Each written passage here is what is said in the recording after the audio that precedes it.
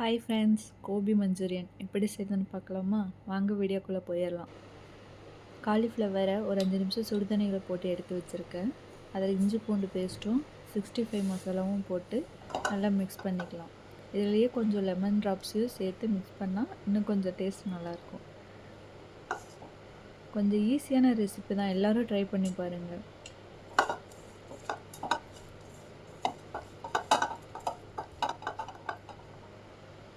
கொஞ்சம் ட்ரையாக இருந்த மாதிரி இருந்தனால கொஞ்சம் தண்ணி தெளித்து இன்னொரு வாட்டி மிக்ஸ் பண்ணி எடுத்து மூடி வச்சிடலாம். ஒரு கடாயில் எண்ணெய் சேர்த்துக்கலாம்.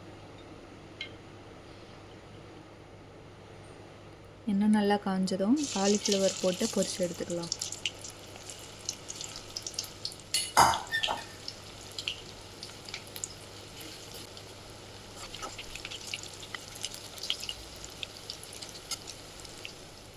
எல்லா காலிஃப்ளவரும் போட்டு பொரிச்சு எடுத்தாச்சு.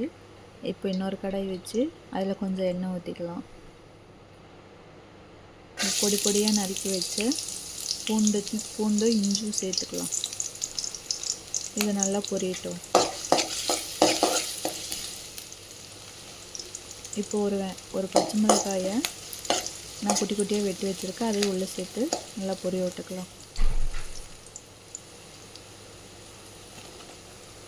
ஒரு பெரிய வெங்காயத்தை நான் க்யூபாக வெட்டி வச்சுருக்கேன், அதையும் குடமிளகாயும் சேர்த்து நல்லா கிளறி விட்டுக்கலாம்.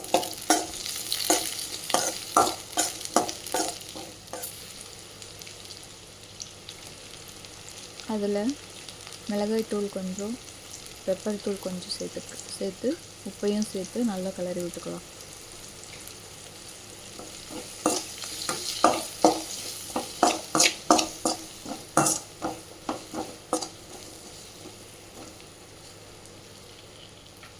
இப்போ கொஞ்சம் வெந்ததுக்கப்புறம் சோயா சாஸும்